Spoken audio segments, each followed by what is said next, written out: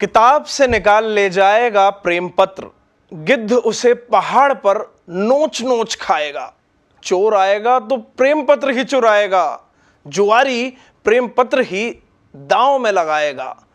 ऋषि आएंगे तो दान में मांगेंगे प्रेम पत्र, बारिश आएगी तो प्रेम पत्र ही गलाएगी। आग आएगी तो जलाएगी प्रेम पत्र, बंदिशें प्रेम पत्र पर ही लगाई जाएंगी। सांप आएगा तो डसेगा प्रेम पत्र, झिंगुर आएंगे तो चाटेंगे प्रेम पत्र, कीड़े प्रेम पत्र को ही काटेंगे। प्रलय के दिनों में सप्तऋषि मछली और मनु सब वेद बचाएंगे, कोई नहीं बचाएगा प्रेम पत्र। कोई रोम बचाएगा, कोई मदीना, कोई चांदी बचाएगा, कोई सोना। मैं निपट अकेला कैसे बचाऊंगा तुम्हारा प्रेम पत्र। बद्री नारायण की इस कविता के साथ आज वीकेंड शो का आगाज करते हैं। हमने आपसे वादा किया था फरवरी के महीने की शुरुआत में ही इस पूरे महीने वीकेंड शो में आपको प्रेम की कविताएं सुनने को मिलेंगी। फरवरी का महीना ऐसा है। एक बहुत ही खास मेहमान मेरे साथ स्टूडियो में मौजूद है। पहले स्वागत करेंगे डॉक्टर संतोष कुमार चारण साहब का। संतोष जी, बहुत बहुत स्वागत है आपका। बहुत बहुत धन्यवाद अमित जी, बहुत अच्छी आपने रचना सुनाई है, मैं भी आपको धन्यवाद देता हूँ जी। तो आज के शो की शुरुआत करें, आपसे बातचीत का सिलसिला आगे बढ़ाएं। उससे पहले मैं सबसे पहले आपसे ये कहना चाहता हूं, कोई अपनी एक रचना सुनाइए। आपकी रचना सुनने को हमारे दर्शक, हमारे श्रोता बेताब हैं। चलिए एक मुक्तक से शुरुआत करते हैं अमित जी के। यूं ही नहीं कोई कविता कागज पे उतर पाती है, यूं ही नहीं कोई कविता कागज पे उतर पाती है, इस हुनर को पाने में एक उम्र गुजर जाती है, और नशे में होकर भी होश में लिखना पड़ता है, ये वो शराब है जो पूरे वजूद में उतर जाती है। क्या बात है। और सुने के नशा तो कविताओं का है, तुम बेकार मैं खाने जाकर अपना जिगर फूक आते हो, मैं बिना खर्चे के मदहोशी में रहता हूं, तुम खर्चा करके भी होश में आ जाते हो। क्या बात है, क्या बात है। वाह वाह वाह वाह। उन सभी को जो कविता के नशे में अपनी क्या कहते हैं कि मदहोश रहते हैं, उन सभी को चेहरे पे मुस्कान आ गई होगी। और जो इधर उधर के नशे में चूर होना चाहते हैं, उन्हें लग रहा होगा कि उस नशे से ज्यादा बेहतर ये नशा है। खैर, आपसे बातों का सिलसिला आगे बढ़ाएं संतोष जी। उससे पहले जानना चाहता हूं एक चीज, बात मुझे समझ में नहीं आ रही कि जूलॉजी के प्रोफेसर और कविता कैसे बैठ पा रहा है ये सामंजस्य। ये प्रश्न मुझे अक्सर सुनने को मिलता है। अमित जी, बात ऐसी है कि कविताओं के लिए आपको किसी विषय से संबंधित होने की जरूरत नहीं है, सिर्फ दो चीजें चाहिए आपको। एक तो मन के अंदर भावनाएं होनी चाहिए, और दूसरा उसको प्रस्तुत करने का आपके पास हुनर होना चाहिए, कौशल होना चाहिए, और वो जिजीविषा होनी चाहिए। अगर वो आप में है तो कविताएं आप जहां जाएंगे वहां आपको मिलेगी। मैं अक्सर अपने दोस्तों को कहता हूं कि अगर आपका मन भावनाओं से भरा हुआ है, if your heart is filled with the meaning and emotions, then you have need not to follow the words will follow you and fall in their own accord, and hence the poetry. कविताएं अपने आप बनेगी। Lovely, बहुत खूब, बहुत खूब।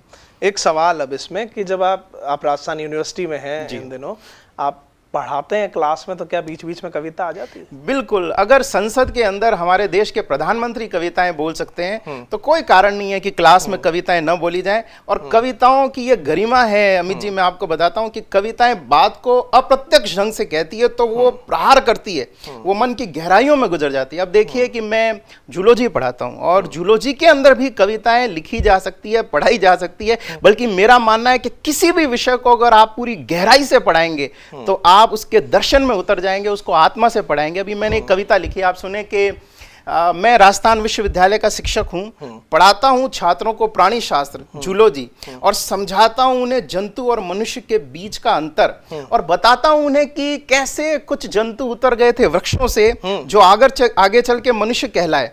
तो मेरा सवाल यह है कि मनुष्य क्या हुआ? गिरा हुआ जंतु। तो फिर जंतु क्या हुए? उठे हुए। तो मेरा सवाल यह है कि किसे विकसित कहें, जंतु या मनुष्य?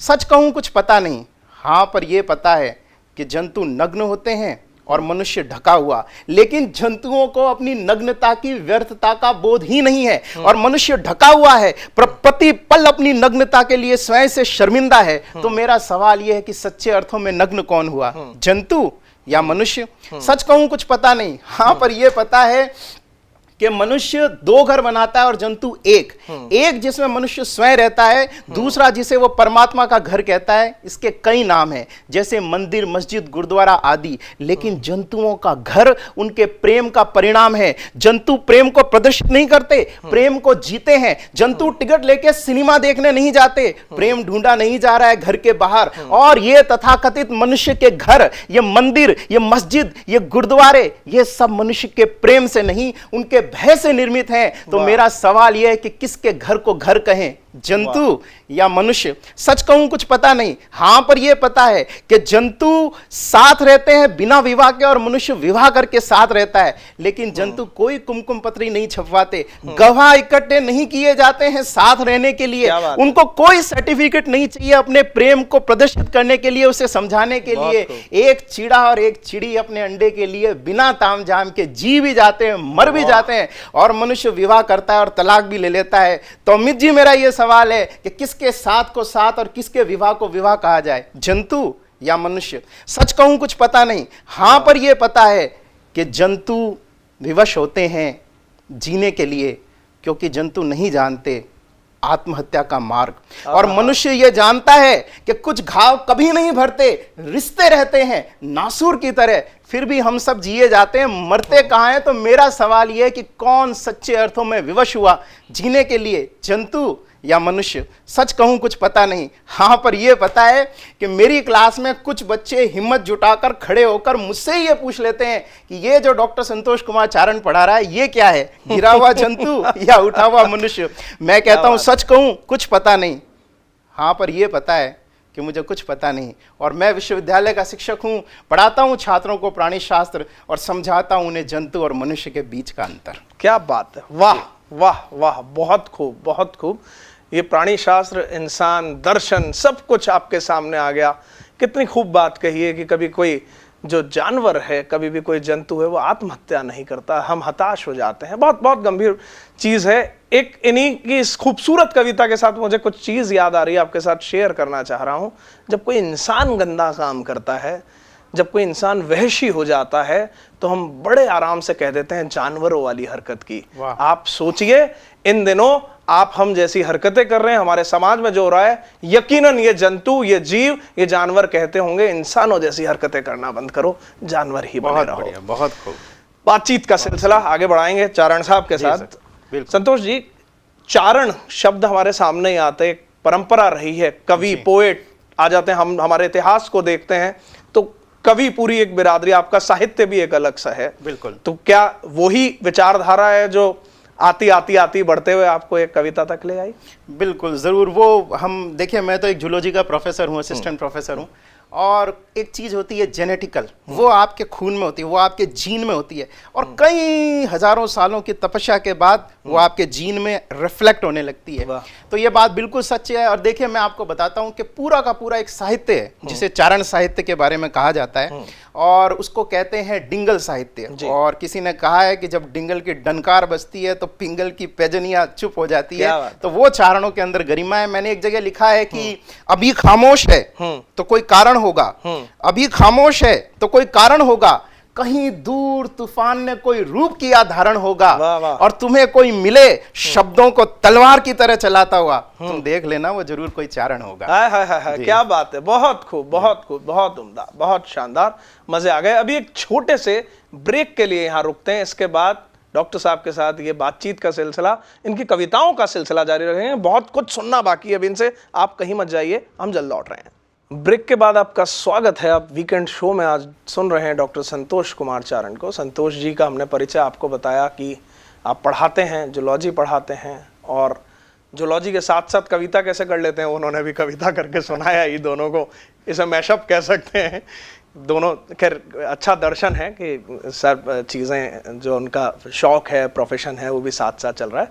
लेकिन एक चीज़ यहाँ प्रोफेसर साहब आपसे जानना चाहूँगा, डॉक्टर साहब, कि कहते हैं कि हर एक सफल आदमी के पीछे एक महिला का हाथ होता है, बहुत पहले से चला आ रहा है। मेरे से कोई कहता है तो मैं ये कहता हूँ कि हाथ ही नहीं, लात, घूंसा, पैर सब एक महिला का है जो मेरी पत्नी है। अच्छा है जी। आपसे जानना चाहूंगा कि आपकी पत्नी का आपके शौक में कितना योगदान है, जी। आपकी जो बेटर हाफ हैं, क्योंकि ये वैलेंटाइन डे अभी भी मनाया, उनका जिक्र आना भी जरूरी है। आपकी कविताओं के पीछे उनकी प्रेरणा कितनी रहती है? बिल्कुल, देखिए ये बात बिल्कुल सच्चाई है। और मैं आपको ये भी बताऊं कि मेरी मैडम है सुधा देवल, वो यहाँ पर कमर्शियल टैक्स ऑफिसर है और वो बहुत अच्छा, स्वयं बहुत अच्छा लिखती हैं। अच्छा। उन्होंने एमए हिंदी की है और बहुत अच्छा उनका रचनाएं हैं। तो जब मैं उनको अपनी रचनाएं सुनाता हूँ तो उनकी जो दाद मिलती है उससे बड़ा प्रोत्साहन मिलता है। और वो खुद इतनी खूबसूरत है कि मैंने तो उनके ऊपर भी रचनाएं लिखी हैं। अरे इरशाद, सुनाइए, बिल्कुल बिल्कुल सुने के उनका नाम है सुधा देवल, तो आप उस नाम को याद रखिएगा कि आप अच्छा कहिए या बुरा कहिए, क्या फर्क कि आप हमको क्या कहिए। आप अच्छा कहिए या बुरा कहिए, क्या फर्क कि आप हमको क्या कहिए। हमने निभा दी अपने हिस्से की वफा, आप चाहे तो हमें बेवफा कहिए। और मुझ जैसे दोस्त को आप कहती रहे दुश्मन, और दुश्मनों को चाहे तो आप खुदा कहिए, पर कानों पे मेरे जू तक नहीं रेंगेंगी। आप चाहे तो इसे 100 मर्तबा कहिए, और हम तो इसे कहते हैं इब्तिदाए इश्क। आप चाहे तो इसे नफरतों का सिलसिला कहिए, पर सच्चाई ये है कि मैं अपनी पहचान खो चुका हूं। अब चाहे तो संतोष को भी आप सुधा कहिए। क्या बात है, वाह वाह वाह वाह, बहुत खूब, बहुत खूब। मैं उनको ये कहता हूं कि हंसती मुस्कुराती हुई सूरत हो, सुंदरता की प्यारी सी मूरत हो, और तुम्हें देखकर मैं यही सोचता हूं, सुधा तुम वाकई में खूबसूरत हो। क्या बात है, वाह वाह वाह वाह वाह। आपने जो कविता सुनाई, आप अगर इस कविता में, क्योंकि भाभी का नाम बीच में लास्ट में आ गया, आप ये कविता जब मंच पे सुनाते होंगे तो मेरे ख्याल से बहुत से चेहरे कहते होंगे कि सुधा की जगह हमारा नाम भी ले देते। जी होता है, लेकिन अब वो जो है वो fill in the blanks fill हो चुका है। जी। कविता एक ऐसी वो है कि हम प्राचीन से आ जाएं, आज के समय में आ जाएं, एक विभाजन कवि जगत में ही एक बड़ा लंबा चौड़ा हो गया है। मंच के कवियों को प्रकाशन वाले कवि वो स्थान नहीं देते, मतलब उनको ये मानते हैं हाँ ठीक है मंच के कवि हैं। कितना आप इत्तेफाक रखते हैं इस बात से? नहीं, देखिए भगवान बुद्ध को भी जब ज्ञान प्राप्त हुआ था तो वो आए और लोगों के बीच में उन्होंने अपने विचार प्रस्तुत किए।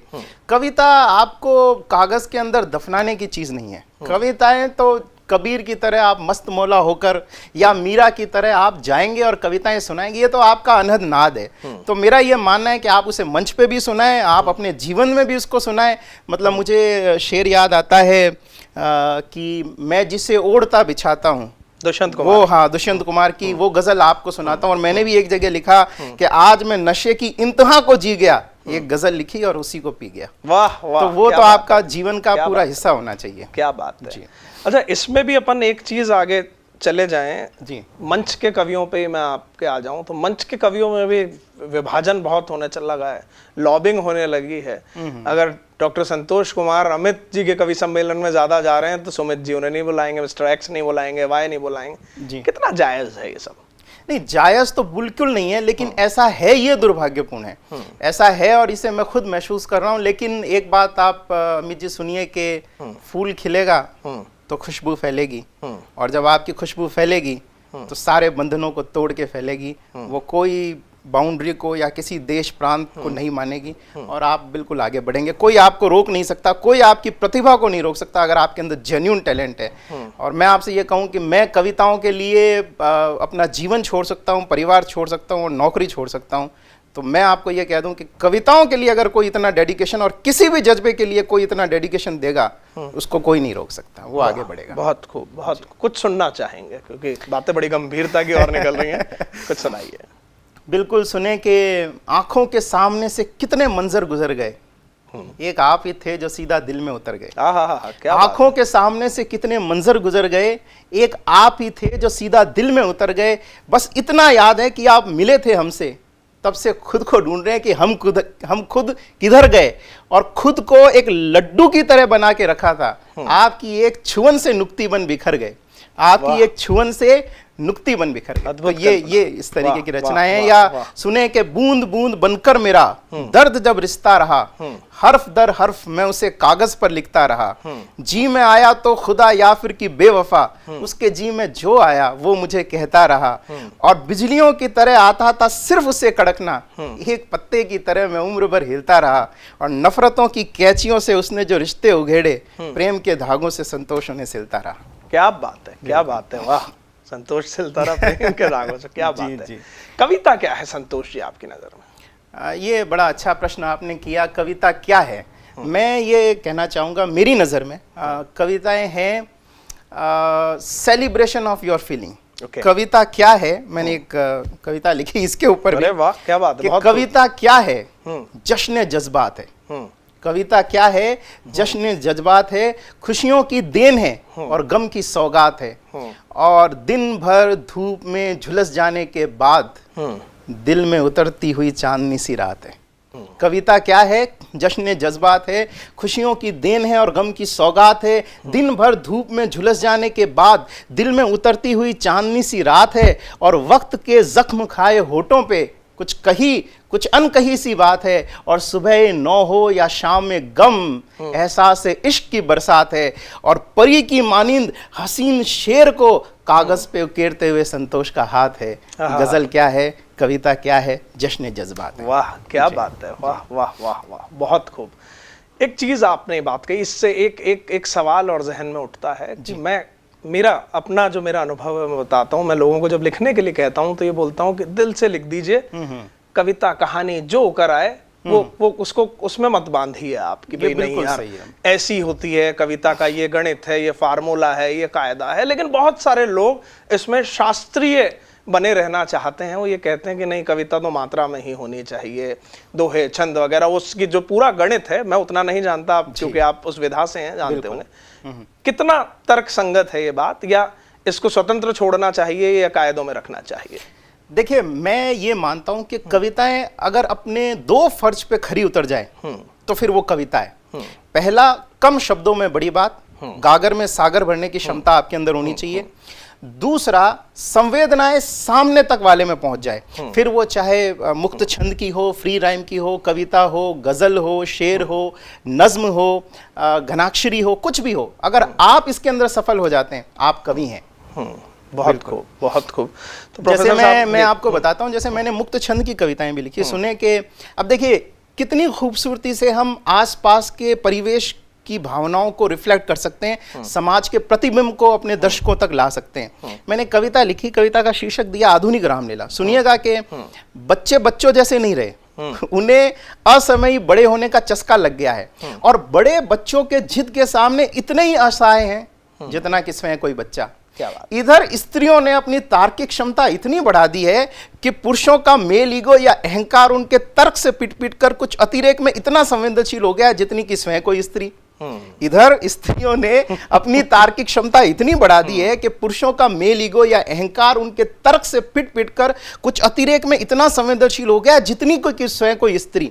तो ना तो बच्चे बच्चों जैसे रहे हैं, ना पुरुष पुरुष जैसे रहे हैं, ना महिलाएं महिलाएं जैसी रही है, ना राम राम जैसा रहा है, ना रावण रावण जैसा रहा है। राम में थोड़ा अहंकार आ गया है, रावण में थोड़ी सज्जनता आ गई है, और सीता राम के समकक्ष खड़ी होने के चक्कर में नारी आंदोलनों में कूद पड़ी है। तो घर घर के अंदर अमित जी एक ऐसी मजेदार रामायण चल रही है जिसे देखकर हर पड़ोसी एक दूसरे पर हंस तो रहा है, पर बिना ये जाने कि वो खुद इस सामाजिक रामलीला में किसका किरदार निभा रहा है। बहुत खूब, बड़ी असमंजस की स्थिति। आपने बच्चों से इस बात की शुरुआत की, मुझे निदा याद आ गए, पिछले साल हमने उन्हें खो दिया है। जी जी, बच्चों की बात संतोष जी ने कही तो याद आ ही गया। वो शेर उनका सुना देता हूँ। बच्चों के नाजुक हाथों को चांद सितारे छूने दो, 4 किताबें पढ़कर ये भी हम जैसे हो जाएंगे। वाह वाह वाह। चलिए एक छोटा सा ब्रेक यहां लेते हैं, ब्रेक के बाद लौटेंगे, इस चर्चा को जारी रखेंगे, कुछ थोड़ी सी चुहलबाजी करेंगे, थोड़ी चुटकियां भी काटेंगे, थोड़ा कुछ कंट्रोवर्सी लाने की भी कोशिश करेंगे इनके साथ, प्रोफेसर संतोष जी के बातचीत के साथ। ब्रेक के बाद आपका स्वागत है। प्रोफेसर संतोष जी से हमारी बातचीत चल रही है। प्रोफेसर, एक तो आपका नाम ऐसा है संतोष, इससे संतोष भी होता होगा आपको और कंफ्यूजन भी होता है लोगों को, पुरुष है कि महिला, ऐसा होता है कवि सम्मेलनों में? ऐसा अक्सर होता है। मेरा नाम पुकारा जाता है कि अब आपके सामने ओज के कवि आ रहे हैं, डॉक्टर संतोष चारण, और वो सोचते हैं कि कोई खूबसूरत सी महिला आएगी और उनका वास्ता मेरे से पड़ता है। तो मैं कहता हूँ भैया मेरा नाम संतोष कुमार चारण है, उसको पूरा आप बोलिए, उसे पता चले कि मैं पुरुष हूँ। और संतोष भी नाम इसलिए रखा गया क्योंकि हम 3 भाई बहन हैं, और मेरे माता पिता को जब संतोष हो गया तो उन्होंने संतोष रख दिया। क्या बात है, बहुत। आप हादसे पर नहीं लिखते, कारण जबकि दौर चल रहा है कि हादसे पर लिखो और फेमस हो जाओ। हाँ, ये बात आप सही कहते हैं, लेकिन मेरा ये मानना है कि गम, तकलीफ, दर्द, ये इतना गहरे आपकी आत्मा तक जाता है, हास्य नहीं पहुंच पाता। और कविताओं का पूरा उद्देश्य यही है कि आपसे आपकी मुलाकात हो जाए। तो इसलिए मैं दर्द के गीत गाता हूं, पर इसका मतलब ये नहीं है कि हास्य पे नहीं लिखता। मैं बाकायदा लिखता हूं, लेकिन उनको सुनाना थोड़ा कम पसंद करता हूं। अभी वैलेंटाइन डे पे मैंने एक रचना लिखी। मेरे एक दोस्त का अनुभव है कि दिखने में वो खूबसूरत थी, दिखने में वो सख्त थी और कड़ी थी, हाय मगर वो खूबसूरत बड़ी थी। वाह। दिखने में वो सख्त थी और कड़ी थी, हाय मगर वो खूबसूरत बड़ी थी। और हीरे जैसे दमकते हुए सुर्ख चेहरे पे मुस्कान जैसे मोतियों की लड़ी थी। और मैंने भी जब मचल के आई लव यू बोला तो मुझे याद है कि बड़ी जोर की पड़ी थी। और मैंने भी खुद को ये कह के समझा दिया, अरे यार जाने दो, ये उम्र में बड़ी थी। बहुत खूब, बहुत खूब। लिखते रहते हैं हास्य की जी जी। कुछ आपने दर्द की बात कही, कुछ दर्द पे भी सुनाइए। सुने कि खुदा की तरह न मुझसे मिलाकर, कभी मुझको सामने भी तो दिखाकर। हाँ, खुदा की तरह न मुझसे मिलाकर, कभी मुझको सामने भी तो दिखाकर। अरे कहाँ का इश्क और कैसी वफा है, तू हंसता भी है तो मुझको रुलाकर। खुदा की तरह न मुझसे मिलाकर, कभी मुझको सामने भी तो दिखाकर। कहाँ का इश्क और कैसी वफा है, तू हंसता भी है तो मुझको रुलाकर। और यहाँ वहाँ सुनता है दुनिया जहान की बातें, कभी मेरे दिल की भी तो सुनाकर। मैं धूप में पला था, न बारिश की कुछ खबर थी, तो चला गया मुझको अचानक भिगाकर। मैं साहिल पे खुश था, तू ले आया भंवर तक, अब जाता किधर है अंगूठा दिखाकर। और मैं तेरी वफा पर एतबार कैसे करूं, तू खत भी पढ़ाता है मुझे गैरों से लिखाकर। मैं गिर गया हूं लेकिन तू इंच ना उठा है, क्या मिला तुझे मुझे बेवजह झुकाकर। और हंसता रहा कर, मुस्कुराता रहा कर, जहां मैं क्या जीना एक मूसा बनाकर। और घर बुलाते रहे महफिलों में अपनी, मैं खुश करता रहूंगा तुम्हें गजलें सुनाकर। और इस धुआं धुआं शहर की यही दास्तां हैं, लोग खुश हो रहे हैं एक दूसरे के दिलो जा जलाकर। और रोज उतर जाती है साकीन प्यालों की मस्ती, आप पीते हैं किसी रोज आंखों से आंखें मिलाकर। और संतोष की होगी बस इतनी सी कहानी, मर तो जाएगा पर लोगों को जीना सिखाकर। क्या बात है, वाह वाह वाह, क्या बात है, बहुत खूब, शानदार, मजे आ गए। धन्यवाद संतोष जी। जी। मतलब कहते क्या है, ये विज्ञान है, ये ऊपर वाले ने जो बनाया, शरीर में हर इंसान के एक दिल है जी। लेकिन कहते हैं, जो मेरा शब्द पहले निकला था, कि एक कवि के, एक लेखक के बड़ा दिल होता है।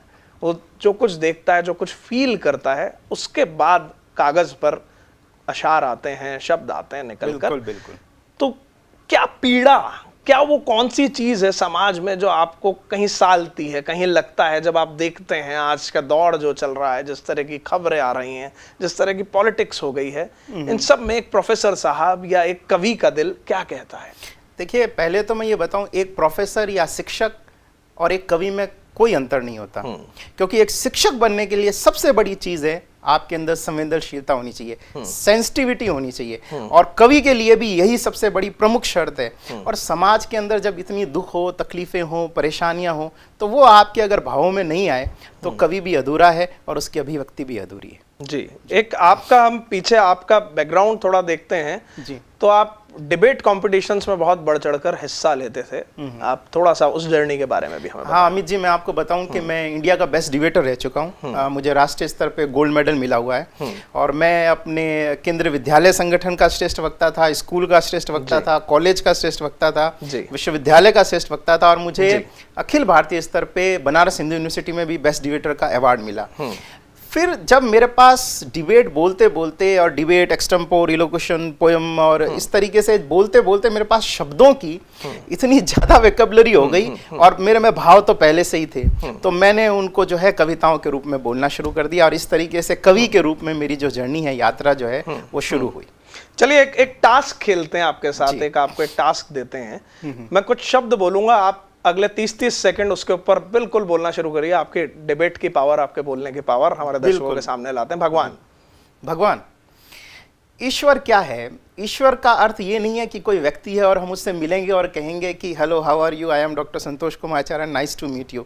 ईश्वर आपके भीतर छुपी हुई वो शक्ति है जो आपको तादात्म्य प्राप्त कराती है इस संपूर्ण ब्रह्मांड की शक्ति के साथ। बस यूं समझिए कि हम एक घड़े रखे हुए हैं और हमारे अंदर का आकाश जब उस बाहर के आकाश से मिल जाता है तो हमें ईश्वर की प्राप्ति। भाग्यवान।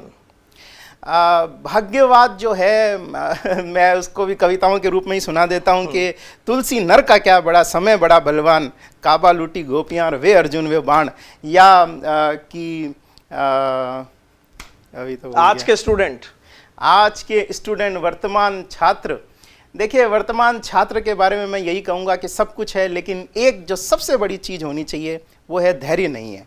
और धैर्य नहीं होने के कारण उसके अंदर भटकाव है, और भटकाव है इसीलिए उसके जीवन में अटकाव है। आज के टीचर्स, आज के अध्यापक की जिम्मेदारी बहुत अधिक बढ़ गई है, क्योंकि शिक्षक के रूप में ही छात्र जो है वो अपना रोल मॉडल ढूंढता है। तो उसे कर्म से, मन से, तन से, धन से और अपने विचारों से और अपने संस्कारों से संपूर्ण शिक्षक बनना पड़ेगा। नेता के बारे में मैं यही कहूँगा कि नेता जो है वो अपना धर्म वो निभाएं, लेकिन नहीं निभा पा रहे हैं, और राजधर्म अगर कोई नहीं निभाएगा तो हमें फिर कवियों को आगे आना पड़ेगा। ये क्या बात है। चलिए, इस टास्क में आप पूरे 10 में से 10 नंबर आपको मिलते हैं प्रोफेसर साहब। समय अब अपने पास बहुत कम है, चलते चलते कुछ सुनना चाहेंगे आप?